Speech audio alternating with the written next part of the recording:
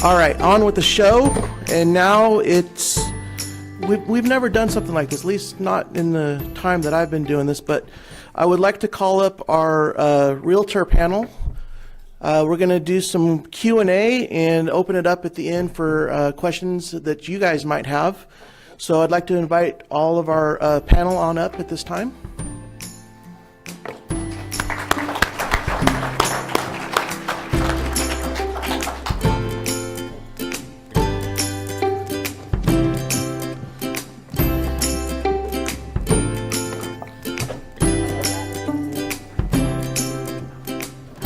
All right, great.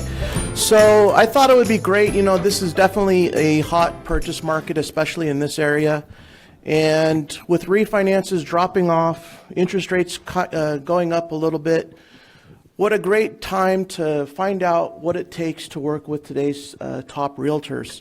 There's a lot of loan officers out there looking for a piece of the action. They're probably calling on you, and you know, you can't work with everyone. So in the spirit of today, we're going to talk about, you know, some of the things that we as loan officers and affiliates can do to work with some of today's agents.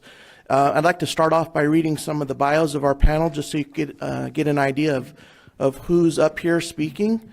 We'll start off with Elizabeth Axelgard down here at on my far right, your left. She's with Keller Williams. Her successes are a direct result of her ability to combine her knowledge, dedication, and motivation with an uncanny ability to match the client and the property. Those things represent the cornerstone of her business philosophy and are complemented by the marketing, communication, and negotiation skills she has fine-tuned over 20 years as a top sales representative and manager. She's highly respected by her clients and colleagues alike. She considers her work to be her passion. She is a native Californian who has lived in the Sacramento area for more than 2 decades. Formerly a 20-year resident of Sacramento's Land Park neighborhood, Elizabeth currently lives in Auburn and is an expert in Land Park, East Sacramento, Loomis, Granite Bay, Rockland, Roseville, Folsom, and El Dorado Hills. Her 2 sons attended Christian Brothers High School before going on to college. In addition to her real estate expertise and her responsibilities as a mother, Elizabeth is a court-appointed special advocate for foster youth in Placer County. Elizabeth feels the ultimate key to her success is her ability to listen closely and understand intuitively the true needs and goals of her clients. Thankful for her achievements, Elizabeth refers to her craft as the fine art of real estate. And her 2016 production, just so you can get an idea, 45 transactions, 18 of which were seller side, 27 buyer side, for over $25,280,000. Next up, we have Kelly Swain. She's a 3rd-generation realtor born and raised in the Sacramento area. She is currently in her 12th year selling real estate. Kelly is a life member of the SAR Masters Club and has served as its president for the last year. Today's your last day. Last day. Tonight, Amber Stedman is being installed as the new Masters Club president. She has volunteered her time on many SAR committees and is in her 3rd term serving on the board of directors. She also serves at the state level as a director at the California Association of Realtors. In addition to giving birth to her first child in 2016, Kelly sold 17 homes with nearly $6.8 million in production. Not 45. Not 45. No? I didn't have a baby. No. Oh. Yeah. No, All right. you got it right. And then right over here to my immediate right, Samantha Tove Wisensee, licensed realtor since 1999. She joined RE/MAX Gold in 2004. Team leader with partner Judy Kong for the past 7 years. Her entrepreneurship and business management comes from her mom. She was her hero and taught her to be humble, help others, and be strong. The same teaching that she leads and teaches her team to be. Hard work leads to success. Success is never burning bridges. Treat others on how you want to be treated. Samantha volunteers and gives back to the community because others have helped her family when they didn't even have a home. She was sponsored to America by American social workers from the genocide war in Cambodia, and she is an immigrant. Her childhood dream was always a safe home. Her love of real estate began at a young age. She strives to help her clients have the same home ownership. So I've got a list of things, a lot of accomplishments. No, you've earned these awards.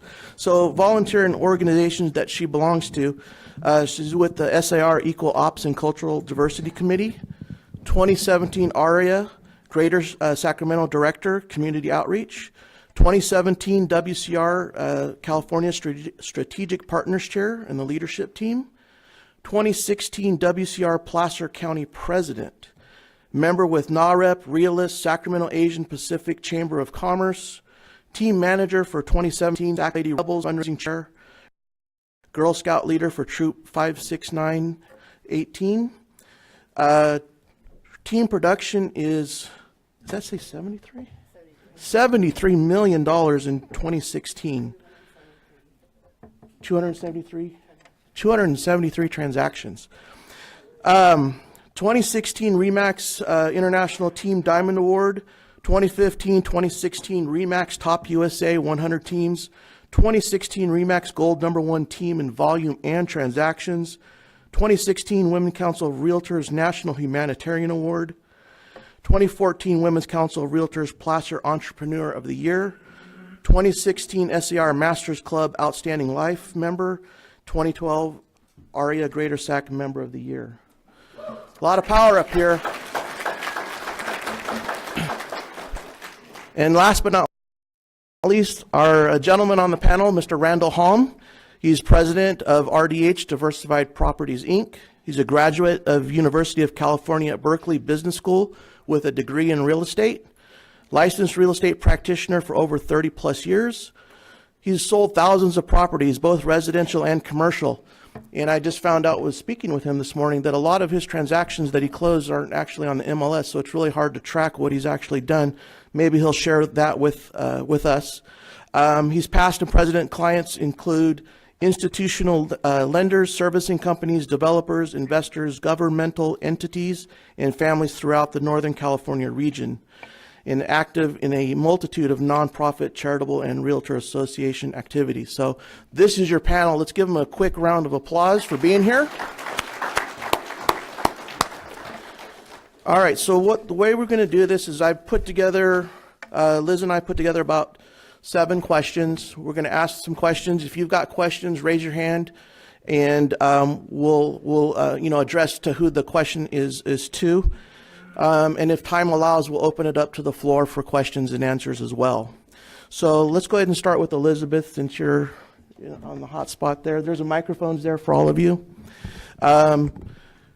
So question number 1 is, what top 3 qualities do you look for when choosing a lender or other affiliate to work with? The first quality would be communication. I would like to make sure that the lender I'm working with understands how I prefer to be communicated with, not how they want to communicate. So if they're not asking me, do you prefer text? Do you prefer phone calls? What's your method? Would you rather have an email? That's an opportunity that's being missed, because I think that's really important. Also understanding the expectation of the way I want the transaction to go, and keeping in touch with me and keeping me in the loop of what's happening, especially if something starts to go sideways. I prefer to know about that before instead of later. So that's important to me. Communication is probably the #1 thing for me. Great. Go ahead, Kelly. I'm going to echo that. Yep. High communication is a big deal. For me, the key really is make this easy on my clients, right? My goal is for their transaction to be seamless, painless. We all know that doesn't always happen. But if you can make the transition for them as easy as possible into homeownership, keeping that high communication touch with me so that I can do my job for them as well, that's what I'm looking for in someone I can partner with, is someone I know I can count on to get the job done for my clients in the easiest way possible for them. All right. Let's go to Randall. Same question. So what top 3 qualities do you look for when choosing a lender or affiliate to do work with? So for me, I would say top three would be number one, knowledge. That's got to be a given. Number two, honesty.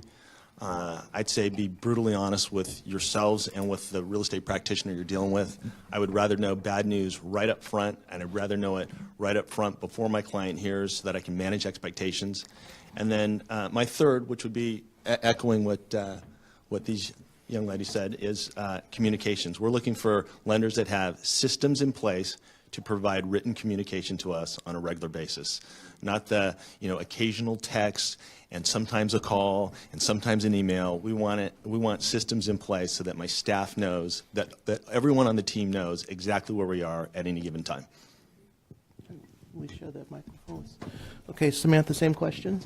I echo everything they said. Communication is key, but the number one thing is following up with your agents, following up with your clients, text, email. I know I work with a few different lenders, and what works is follow up and letting us know up front and knowing your products. If you talking, the first 10 minutes of you talking to the client, you're going to know offhand if they're qualified or not qualified. And tell them, you need to wait 3 months. Like, I got a referral.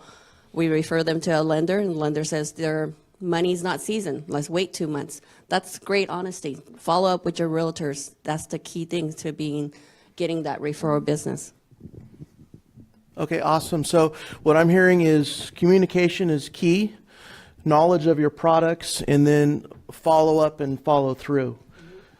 One of the other things I like is to make sure that the lender is communicating with the client as well as us in the same mode that they want to be communicated in, and they're respectful or mirroring the type of personality that that client has. So if you're referred a client purchasing a home for $1.4 million and he's a younger person, that doesn't necessarily mean that client wants to talk to you in a mode of, yo, hey, what up? Which there are lenders out there that take on this familiarity with your client. You can have that after you've earned it and after you've developed that relationship. But initially, you need to be a professional and communicate in a professional style. So to build on that question for each of you, can you give us an example of the way that you personally like to do your business and how you like to communicate, for example, with, say, a lender? What kind of structure do you prefer? Do you like, we'll just go down the line with that as well. Well, I mimic what you said with systems. They have to have systems in place of automatic touches with me so that I know exactly where we are in the transaction at every step of the way, as well as with the client. And if something comes up, I want to know before the client knows so that I can run the proper defense to make sure everything is smooth. To me, there's nothing worse than the lender that tells me a 4-hour dialogue of how they saved the day. I don't care. I don't have time. I want to know the problem, and I want to be able to address it up front, and then you need to do your job and get it done. But don't tell me about how awesome you were for 4 hours fixing this dramatic thing. I just want, did it get solved? Yes, great, thank you. Okay, so let's move forward. Right. Kelly, how about you? How do you like to, do you tell your lending partners, okay, I need to know when the appraisal is being ordered, when it comes back, any other inspections, that, when it's going into processing, when it's going into underwriting, and on top of that, I want to hear from you every single Tuesday. In addition to that, is that something that you do, or Do I ask for that? No. Yes. Do the Okay. people I partner with offer that kind of communication? Yes. okay? Again, high communication, we all want the same thing, right? We want to close the deal. Again, for me, my focus is client service, client satisfaction. I'm talking about the buyers and the sellers here. So if you're representing the buyer and I'm the listing agent and you're letting me know, hey, the appraisal got ordered today, you can expect that to be back in my office within 5 days. As the listing agent with a lender telling me that that's going on, awesome. Same thing on the buyer's agent end. I want to know, do I need to know every single step? Probably not, but I'd like to know most of them. I don't need a blanket email that's been typed up for 6 months every Tuesday telling me the same thing. I don't need that. Give me something custom. It should be, you know, a system, but give me something that says, hey, this is where we are now with this loan for this client, and you can expect the next step being done in this number of days. The other side too is, as an agent representing a buyer, when I'm writing an offer, I need to know how fast you're going to get this stuff done, especially in this kind of market. When can I count on you to have the appraisal back and through underwriting so that my client can remove their appraisal contingency? And don't give me something you can't perform on. Give me the truth. When can I count on you to have that loan fully approved and done so my clients can remove their last contingency and leave their deposit money on the line? Again, give me something real. If you can't do it for 12 days, tell me you can't do it for 12 days so that I can at least pitch that to someone and say, look, this is my preferred lender. Things are backed up. 12 days is what we need to get the loan approved, but I know I can count on them because they're being honest with me. Just be real in your communication, be constant in your communication, and keep, like Elizabeth said, my clients need to know what's going on, but they don't understand the lingo that we all do either. You know, give them the basics, give them what they need to know. Talk to me in real estate lingo, not them. All right, Randall? So I'd say again that everything they're saying is absolutely correct. At my office, we prefer systems. We want it in writing.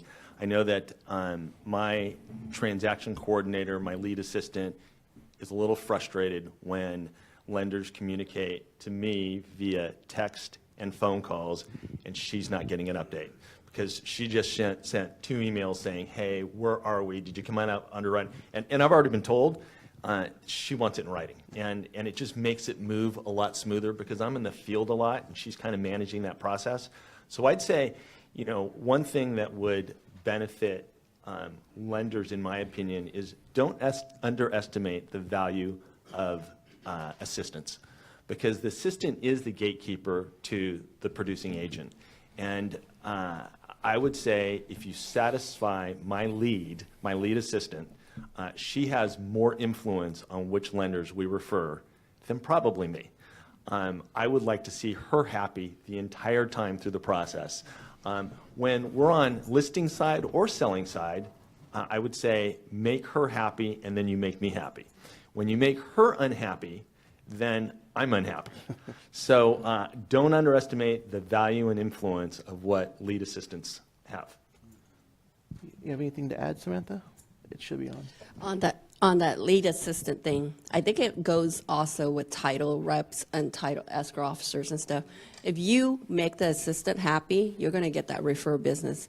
We have a lot of listings, and we hand it over to our TC, and if our TC likes working with that person, you're going to get the repeat business. I like to work with that escrow officer or that escrow company and blah, blah, blah.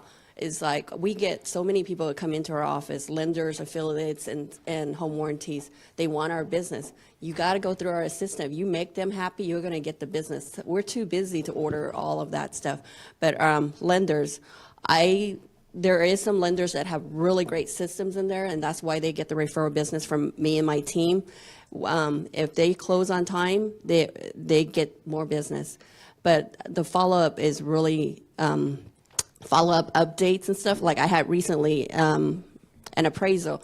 It came back way low than appraisal value. The lender calls me directly. We sent them comps. We did a rebuttal. It's out of battery. And we try to fix it before the buyers even know, because I don't want to alarm the buyers if it doesn't work. So like Kelly said, lingo, talk to us, try to fix it, you know, and not kill the deal before it doesn't need to be. But yeah, have a system in place, follow up, and communication in every aspect, and affiliates, titles, lenders. All right, awesome, thank you. All right, let's go to the next question. So we've talked about the things that you look for and that you like. So let's flip it a little bit. Let's talk about the things that maybe a pet peeve you have when working with a lender or an affiliate. And let's go ahead and start with Randall this time. So pet peeves that I have. If you do a lot of transactions, you're going to have some problems. I hate it when lenders are very responsive to me in the beginning of the transaction. Then the problem occurs. I place the phone call, and they're dodging the call. It's clear they're dodging the call. And you know, I get it. I've been doing this a long time. We've done a lot of transactions. There's going to be problems. I'd rather have you tell me honestly up front what the problem is and let me help as a team work this thing out or manage expectations so we can keep the deal together. But it's a challenge when I'm not in the loop or my staff's not in the loop. So that would be my major pet peeve is dodging the phone calls when there's a problem. And that oftentimes happens when I'm listing agent and we're following up with buyer's agent's lender. So I would say also be cognizant of who your client. I hear a lot that people say, my client's the buyer. I couldn't tell you this, Randall, because they were my client. And I got to say, that you still got to do business in this community. And your reputations dictate, at least from my office standpoint, where these referrals are going. You got to be honest, and you've got to be on top of it. And it's hard when someone's citing the rules to us about what they can tell us or what they can't tell us. Because, for example, we talk about this multiple offer situation. Say, for example, I get 16 offers on a piece of property. You know, I'm probably going to rank top 5, and I'm probably going to call all 5 of those lenders. And then I'm going to say, hey, I'm calling about Mr. and Mrs. Smith, want to talk about their qualifications. Usually most lenders are pretty good about helping me get what I need. But every now and then I'll get a lender that says, they're qualified, Randall, and really that's all I can tell you because the rules are this. And that's great. I get the rules. But if you can't tell me what I need to hear, then I'm not going to make the recommendation that offer really even be considered. There's ways to actually address kind of what the listing agent's concerns are without actually divulging confidential information that you're not supposed to disclose. And I think that if somebody kind of has that dialogue, and I make it very easy because I know what I want to hear. But I would kind of work with you in that manner, if that makes sense. Sure. Kelly, why don't you, do you have a pet peeve? That's certainly number one. Okay. If there's a problem, address it now. Do not keep it hidden from the agents involved in that transaction. That is the fastest way to lose my business. You won't get it again. I am not somebody who is very likely to give you my business or give you my referral, and this goes lender's title, anybody. If you're just kind of calling cold out of the blue, hey, I saw you close this deal, let's get lunch, and then you call me every day for the next 2 weeks, and you start sending me emails, and I let you know, hey, I appreciate the offer, not into it. Honestly, you're going to have to earn my business, not in a cold call manner. I need to know that you can perform before I want to give you my business. I need to know that you can get the job done for the client before I'm ready to give you my business. So we do need to have, for me, I need to have an established relationship with you ahead of time, from whether it's here at SAR, and I will say I work with people who I know here at SAR, or through knowing that you're going to get the job done for my client. You're probably not going to earn my business just cold calling me. Relationships. Relationships are key. Elizabeth? My pet peeves are when you get those 16 offers that you actually had to call the lenders. The lenders should be calling me to pitch their client and their deal. And I just got 12 offers on a property and I had 2 lender calls. Those 2 deals moved to the top of my pile just because I thought, okay, the lender's on it. I appreciate that. This is what's happening. So if you're not making those calls on behalf of your client immediately as soon as the offer is submitted, then you're doing a disservice to your client on your side, in my opinion. My other huge pet peeve is I'm working an open house. I have 75 people there, and in pops this lender that wants to earn my business and proceeds to start chatting, and as if there's no one there, as if we're on a date. And it's, to me, completely inappropriate. Do not come to my open houses and try to earn my business. I'm busy. I'm working. Thank you. Samantha? I echo what Randall says. I have one lender that hunts me down. I think he stalks me. And one time, I think it scared my daughter. I was at a Starbucks out of nowhere. Samantha, when are we going to meet up for coffee? I go, seriously, you scare the shits out of me. In front of my daughter. I mean, I was just in line getting coffee. Text me, harass me, emails me. That's the lender I want to blacklist. It's like a lot of my business I give to the people that I work in different committees with, SAR, ARIA, any events, women's councils and stuff. I actually give business to the people I associate myself with. So, but harassing me and calling me and stopping by my office relentlessly is not going to get the business. All right, awesome. So that's actually going to roll pretty nicely into our next question. So what is the best way to approach you and ask for an appointment? So we are, when is the best time? Elizabeth doesn't like open houses. You like industry mixers and other events, and what about office visits and stuff like that? So what would you say is, the best way to approach you to start a relationship, to earn your business? Let's start with Kelly. This goes to kind of what I just said. It's going to have to be something organic. You cannot fabricate that. I'm sorry, but you can't. If we just had a deal together, whether it was a shared client or I was on the other end of the deal, and it was a good experience for everybody, that's a great time. Mm-hmm. Hey, did you like how I did my job? Is there a chance we could get together? That's a good time to ask me. We're at an SAR event together. We're on a committee together. Earn my relationship first, and then earn my business. That's the best time to ask me. I'm like Elizabeth. If I'm at an open house, I'm there to earn clients. You're here interrupting me to get my business when I'm trying to get business. Don't do that. Please don't do that. Coming up to me out of the blue, that's probably not what it's going to be. It's going to have to be something organic that we both are working for. Elizabeth? Another thing that I think to parlay on what you said, when we have a good transaction, I'm amazed at how I don't get reached out to by the lenders on the transaction when it's over. That was it. Don't hear from them ever. So when I do get a thank you note, when I do get follow-up, that person is someone well, that's great. They appreciated my business.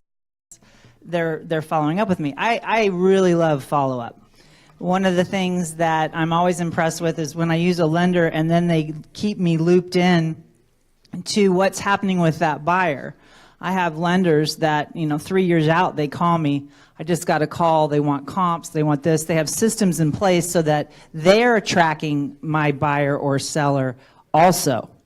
And they're telling me what's happening with them. So in case my system failed, I have a backup in the lender that I'm using, and that's really important to me. The other thing that I forgot what I was going to say. That's what happens when you're over 50. The other thing that I was going to say is it's really important, too, that the lenders are bringing something of value. If you want an appointment with me and your opening line is, hey, we can co-brand your marketing. I've never heard that, you guys. That's new information. You need a better value proposition. How are you going to assist me in my business? And what does that look like? The other value proposition that doesn't work is, what do you need? I don't know what I need. I don't know what you guys can do for me. Honestly, even though I do a lot of business, I will meet a realtor who tell me that their lender's doing X, Y, and Z, and I'm like, really? I didn't know they could do that. Who's your lender? So if you're not communicating your value proposition correctly to me, then I don't know what you have to offer. Samantha? I lost my train of thought. So what's the best way to approach you, I guess? I agree with Kelly. I mean, if you want a relationship with a realtor that you've never worked with, and if you're representing the other side of the transaction, make sure to communicate with the other agent, whether it's a listing or a buyer's agent. If you follow up with just a nice email. If you did an outstanding job, says, hey, it was great working with you on this transaction. I hope you like my services. If you ever have a need or a second opinion on anybody, a buyer, or let me know. Let me prove myself to you. a simple note, email, or a text message, or a handwritten note, that makes a big difference in how to step in the door with an agent that you've never worked with. But not in a stalker way. Not in a stalker Okay. way. All right, Randall? So at my office, we always refer 3 lenders to every client. We never refer one. Certainly all 3 lenders are very capable, but we always refer 3. I usually have 5 go-to lenders that I refer 3. I'm pretty loyal to those lenders. Those lenders actually change over time. People move, people's product changes. It varies, but there's 5 lenders that we work with. There's 3 that we refer on every transaction, and I would say that there's always kind of some people in waiting, and those always come from successful transactions. At the end of every transaction, if you had asked my lead, she'll say that lender was phenomenal, or that lender was terrible for these specific reasons. And whether you recognize those reasons or not, it's kind of the perception of what the real estate practitioner feels, because we're kind of the customer. If the real estate practitioner doesn't feel comfortable with the way a transaction goes down or the way something happened, you probably should make it right, or at least acknowledge that. The best way to get to us is through a transaction, we deal with lots of lenders that we don't know on a regular basis, because I would say last week we put 3 on the market. We had 23 offers. We talked to a whole bunch of lenders, and I'll tell you, in those conversations with the lenders, I would tell you that there's probably 10 I wouldn't touch, and there's probably 10 that are maybes, and 3 that would be really quite impressive in terms of how they handle things. I think when you're in multiple offer situations, which we are a lot, I think having a great realtor and a great lender team helps your deal get through. Highest offer is not necessarily best offer. For us, it's most likely to close, and to close smoothly. And if you can actually convey that to the listing agent, and then you can go back to your borrower client and your realtor and say, hey, you know what? I just talked to Kelly or Samantha or Elizabeth or Randall, and I got your deal through. Because honestly, sometimes that lender and that other realtor get the deal through. And that's valuable. I think that's hugely valuable. So that's what I would recommend. Through a transaction, you guys write lots of pre-quals, lots of pre-approvals, and I would be very sensitive when listing agents contact you, because that's your opportunity. Elizabeth just called you to ask you some questions. You're not stalking her. She called you. That's the best time. Some of this goes for non-lenders in the room too. Title, home warranty. I can't remember the last time that I placed a home warranty order and my rep called me after the close and said, hey, thanks for the order. If anything comes up for your clients, here's my cell phone. Call me directly. I cannot tell you the last time I had something like that happen. Go to extra mile. Same thing for title. If I got an email, if I'm representing the buyer, but I got an email from my escrow officer who maybe I hadn't worked with, right, because I'm the buyer's agent, who said, hey, just so you know, we have the seller scheduled to sign this day. I know we've got your buyer scheduled to sign this day, so we're looking to close probably this day, just confirming. I can't say the last time I got an email like that. Just letting you know, we've got this scheduled. We're looking for the close on this day, just confirming everything. To me, that's a real easy way to earn my business. Another interesting thing is, one of the things that I implemented in my own business is at the end of every transaction, we send out, thank you. And one of the things that I ask is there any way, can you give me 5 minutes or just jot down a couple notes for me? Is there any way we could have done something better? Any way I can improve my services to you? Because I'm constantly looking to grow. And it's amazing, I'll get little pieces of feedback from my clients that are good. And we put those in, most of them we implement. And everyone appreciates being asked. I'll have some people say, no, it's perfect, it's great, I've told 5 of my friends. And then I'll have some people say, well, we really would have appreciated if this would have happened like this. If you don't know why someone isn't happy or why someone might be thinking something in the back of their mind, then you can't address it. So if I were you, at the end of every transaction, ask me on a scale of 1 to 10, how did I do? Is there anything that you would have rather seen me do? And keep a file for that particular agent. This is the way this agent likes this. Because then you're tailoring your business to my business. And then we're partners in business. And we're creating the same type of experience. If you don't buy into my vision that I have for my company, then I'm probably not using you, because that's important to me. So. Awesome. A lot of great information, I'll tell you. Next question. What do you feel, we'll start with Samantha. What do you feel is the best use of time with a lender or other affiliate to create an interest or establish a working relationship? Is it maybe working an open house together, putting on a home buyer seminar, walking your farm, joint marketing, or anything else, just not limited to these examples? So, All the examples are pretty good. When we have a lot of listings, sometimes I put it on Facebook, I need a lender for open house for my team. You'd be surprised, no one responds. you're right, we talked about that. No one responds. It's like, I have 3 open houses, I need lenders. Not one lender responds. So sometimes follow up, if you want to be in contact, don't stalk them, but you can Facebook and, just follow. You might get business that way. And on weekends, I work on weekends. I know my team work on weekends. It's crazy.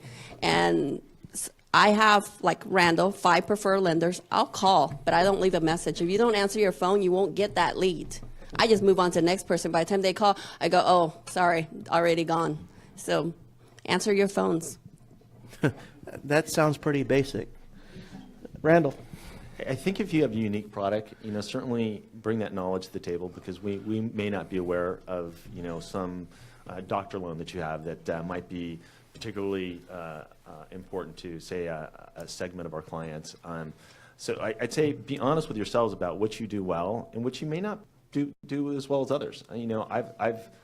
I look out here and I see lenders that I've worked with, and what I do appreciate is sometimes I'll call and I'll say, hey, I've got this buyer in this range, and I'll tell them, and they'll say, you know what, I'm not competitive. It saves me a whole lot of time. If you're not competitive, you kind of know where you guys are. If there's a big bank buying the market, on jumbo, well, then they're buying the market on jumbo. If you're not going to be competitive, then you're not competitive. Just be honest and say, hey, but bring the next one to me. Bring that FHA one to me. Bring something. And if you have unique product, like I just did one up in Roseville, where a couple bought a house for their parents, and this lender told me I can do that owner occupied. The house was, a couple blocks away.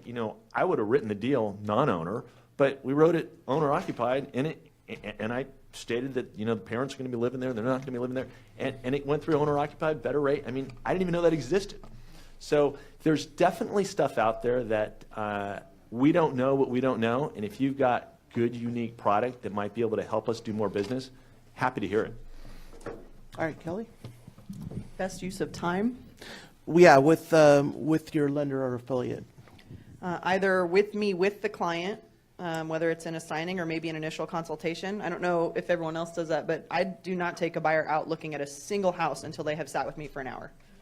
And if you're one of my preferred lenders and you offered to come sit down with me with one of those clients, that would mean a lot, actually, because you can answer. They always have questions about loan, and they think about loans, and they think that us agents need to know every minute little detail. Well, my credit score is such and such. What is that? What kind of rate does that get me?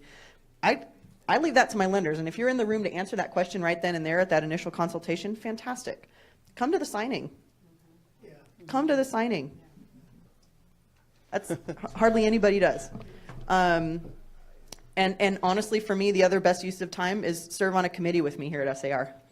When I know that you're going to show up and I know that you're an expert in your industry because you're here volunteering your time, that's going to go a long way too. Elizabeth? Come to the signing. I go to every signing I have, so except the one I had this morning at 8:30. Just want you to know. That's only the second one I've missed in 9 years. But I go to every signing, and it's amazing to me. I don't work with anybody unless they go to the signings. That's just one of my criteria. So if you can't make signings, we can't work together. Also, if you're a title person and you refer, when we come in, I've chosen you not your assistant, to sign my people. I want you in the room with them. If you can't sign my people, I'll be finding another title person, because that's one of my criteria for my business plan. As far as, what was the question again? What do you feel is the best use of time with a lender or affiliate? And it to was create interesting your- because you said all of them, Yeah. and they're all good. I don't farm an area. I just work my referral database. So because I don't farm in a specific area, I like when a lender walks the listing that I have, the neighborhood, to invite the homeowners. And I have had in 10 years only 2 lenders offer to do that. They did that on their own, or you asked them to do it? No, they offered offered. it? And the way I found out about it is because another realtor that I respect and work with said, well, my lender walks my neighborhood. Yeah. I said, well, my lender doesn't. She said, well, maybe you should have my lender. And now I do. And she's in great shape too, boy. She's walking a lot of neighborhoods, so. So there's little details. So we only have a few minutes left, and are there any questions out there that you'd like to ask our panel? Anyone on the panel or the whole panel? Yes, go ahead. Yeah, thank you for all the awesome information. A couple things that come to mind that I didn't hear anything about, which I kind of assume sort of goes without saying, but like interest rates, obviously you want your clients to have a great, financial deal on the whatever deal they're getting, right? I mean, so, and then like how important is product offerings, whether it's a broker versus a banker company, does that impact your decision, or how you referral, or how you refer, and the lender's ability to work with your client the way that they want to be worked with, whether it's like, over the phone, in person, online, that sort of thing. Like, Is it addressed to anyone specific, or does anyone on the panel want to take it? not really. Okay. So I would tell you, yes, it goes without saying.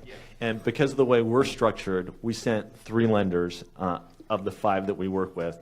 And so the borrower has the choice. And certainly you're going to get the questions about interest rate. You're going to get the question, you're going to get all those questions. Once the borrower chooses the lender, we're good. I mean, you've got it at that point in time, and then we're just going to be doing our follow-up. So yes, goes without saying. And in terms of who do we choose, do we, at my office, do we choose big institutions versus brokers for specific clients? Yes, we do. It depends on the product that we're looking for. We try to make it more applicable. I think the best that you can ask a realtor to do is give you the opportunity to earn the business from the client. And so once we make those 3 referrals, you've got to earn the business. Just like I don't need anybody to say, hey, Randall, I'm going to give you this deal. I don't need anybody to give me a deal, but give me the opportunity to compete. If I can compete and win and do a great job, then I've earned the business. If I can't compete and win, I don't deserve the business. Interest rate is not the number one driver.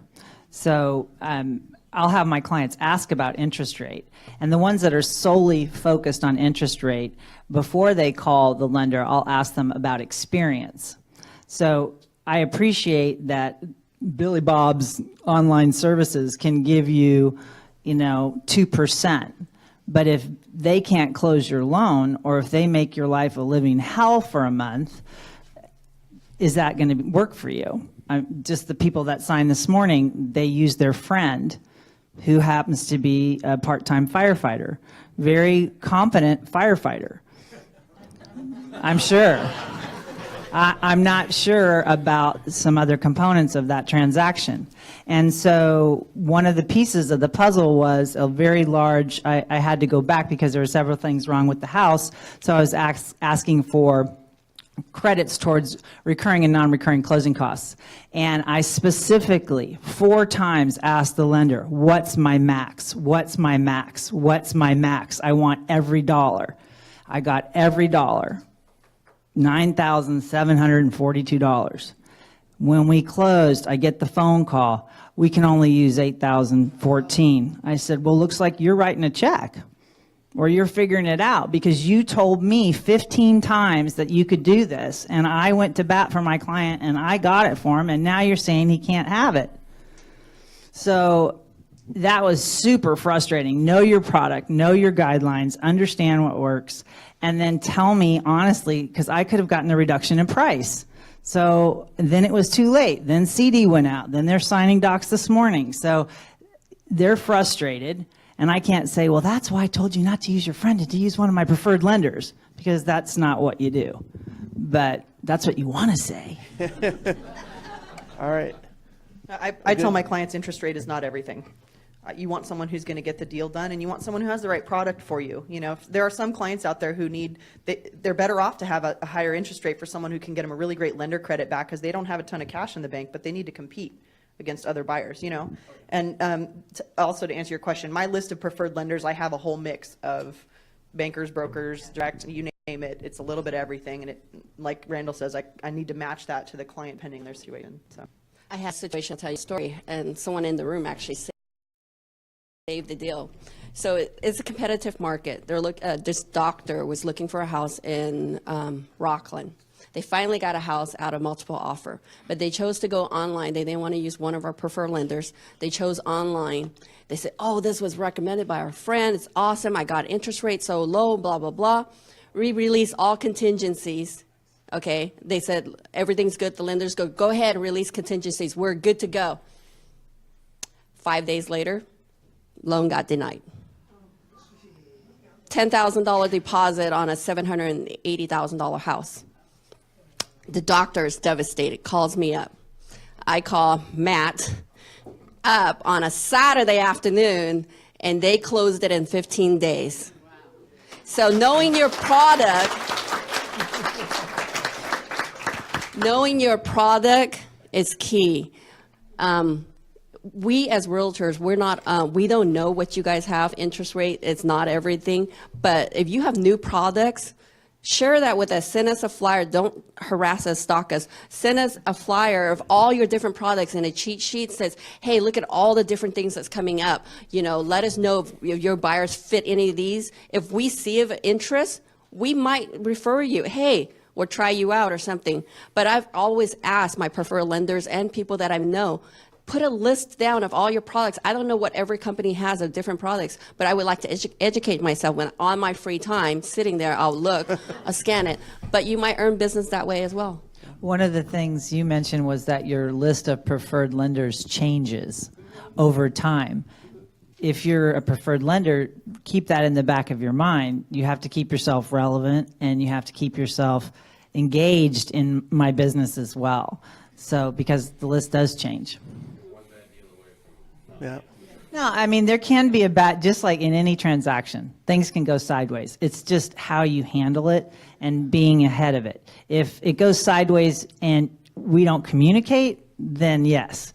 But if it's going sideways and I'm in the loop, then no. All right, well, that's our time for today. Give everyone up here a round of applause, please. Give everyone up here a round of applause, please. I really want to thank our panel. I think you were a wealth of knowledge today. I think a lot of people took some great notes, and who knows? I think you may have made a difference. So I think everyone got at least a little something out of this. So, and I really appreciate your time and for coming up here. Sorry I missed you, Mr. Simon. So. But we really appreciate it. Thank you. Yes. All right. That'll do it for today's meeting. Hey, grab some breakfast back there on your way out, okay? Thank you, sir. Thank you so much.